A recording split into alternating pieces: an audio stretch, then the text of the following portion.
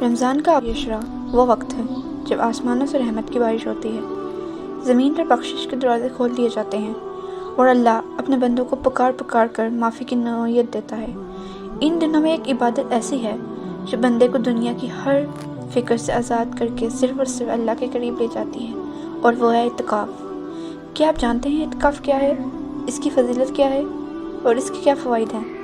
اگر آپ ان سوالات کے جوابات جاننا چاہتے ہیں تو اس ویڈیو کو آخر تک ضرور دیکھیں، اور اگر آپ ہمارے چینل پر نئے ہیں تو سبسکرائب کرنا نہ بھولیں تاکہ آپ کو مزید اسلامی معلومات ملتی رہیں۔ اعتکاف یہ عبادت محض مسجد میں بیٹھنے کا نام نہیں، بلکہ ایک روحانی سفر ہے جہاں دل کا ہر دھڑکن، زبان کا ہر لفظ اور جسم کا ہر عمل صرف اللہ کے لیے مخصوص ہوتا ہے۔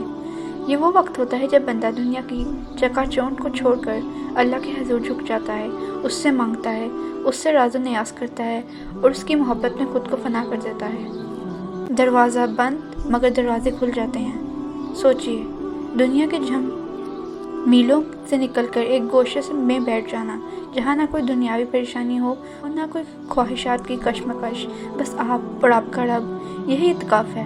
دنیا کے دروازے بند کر کے اللہ کے دروازے پر آپ بیٹھنا، یہ وہ عبادت ہے جو ہمیں خود سے قریب کرتی ہے، ہمارے دل کی صفائی کرتی ہے اور ہمیں سکھاتی ہے کہ اصل زندگی وہ ہے جو اللہ کی یاد میں بسر ہو۔ نبی کریم صلی اللہ علیہ وسلم اور اعتکاف۔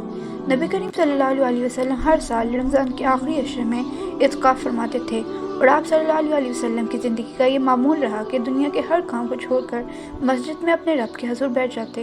حضرت عائشہ فرماتی ہیں، نبی کریم صلی اللہ علیہ وسلم رمضان کے آخری عشرے میں اعتکاف فرما کرتے تھے، یہاں تک کہ اللہ نے آپ کو اپنے پاس بلا لیا۔ اس کے بعد آپ کی ازواج محترات نے بھی اعتکاف جاری رکھا۔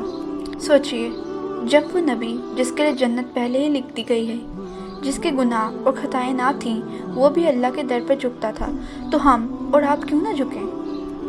اعتکاف کرنے والوں کے لیے خوشخبری۔ اعتکاف کرنے والا اللہ کا مہمان ہوتا ہے۔ اللہ تعالیٰ اس کی مغفرت فرماتا ہے، اس کے دل کو سکون عطا کرتا ہے اور اسے برائیوں سے پاک کر دیتا ہے۔ ایک حدیث میں نبی کریم صلی اللہ علیہ وسلم نے فرمایا، جو شخص اللہ کی رضا کے لیے ایک دن کا اعتکاف کرتا ہے، اللہ اس کے اور جہنم کے درمیان 3 خندقوں کا فاصلہ کر دیتا ہے، جن میں سے ہر ایک کا فاصلہ مشرق سے مغرب جتنا ہے۔ اعتکاف کے دوران کی جانے والی عبادات، یہ وقت ہے رب کے قریب ہونے کا، اس سے بات کرنے کا، اس کے آگے رونے کا، اس کی رحمت مانگنے کا۔ قرآن کی تلاوت، یہ وہ لمحہ ہے جب قرآن پڑھیں اور دل میں اتار لیں۔ نوافل اور تہجد، رات کی تاریکی میں جب سب سوتے ہیں تب اللہ کے حضور جھکنے کا مزہ ہی کچھ اور ہے۔ ذکر اور دعا ہر وقت یا اللہ، یا رحمان، یا غفور، یا ودود زبان پر ہو۔ استغفار، اللہ سے اپنے گناہوں کی معافی مانگیں، کیونکہ یہی وقت ہے جب وہ بخشنے کے لیے تیار ہے۔ حضرت سفیان ثوری فرماتے ہیں، ایک مرتبہ ایک شخص اعتکاف میں بیٹھا رو رہا تھا۔ کسی نے پوچھا، کیوں رو رہے ہو؟ اس نے کہا، یہ وقت پھر نصیب ہوگا یا نہیں، میں نہیں جانتا۔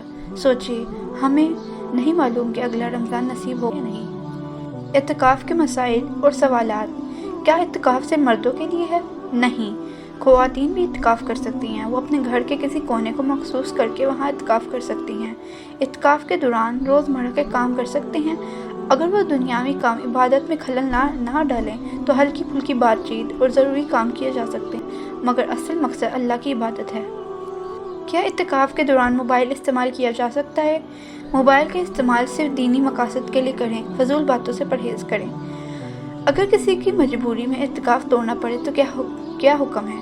سخت ضرورت کے بغیر اعتکاف نہیں توڑنا چاہیے، اگر توڑ دیا تو قضا ضروری ہے۔ اب سوال یہ ہے کہ اعتکاف کا طریقہ کیا ہے؟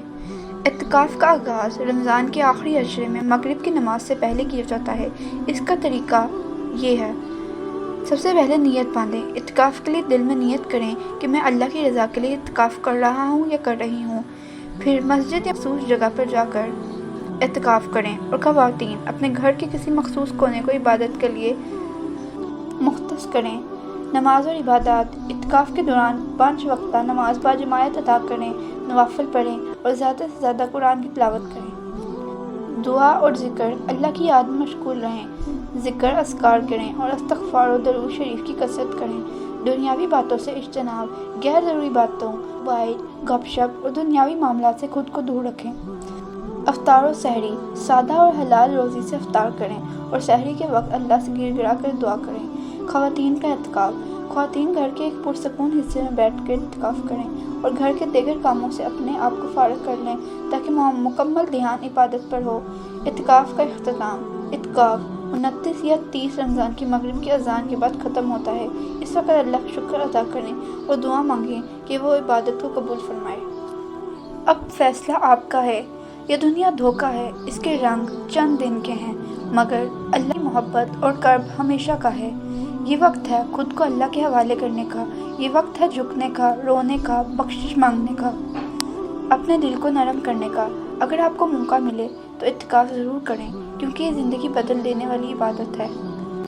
کیا آپ نے کبھی اعتکاف کیا ہے یا آپ کرنا چاہتے ہیں؟ کمنٹ پہ ضرور بتائیں اور ویڈیو کو لائک اور شیئر کریں تاکہ مزید لوگ اس نیکی سے فائدہ اٹھا سکیں۔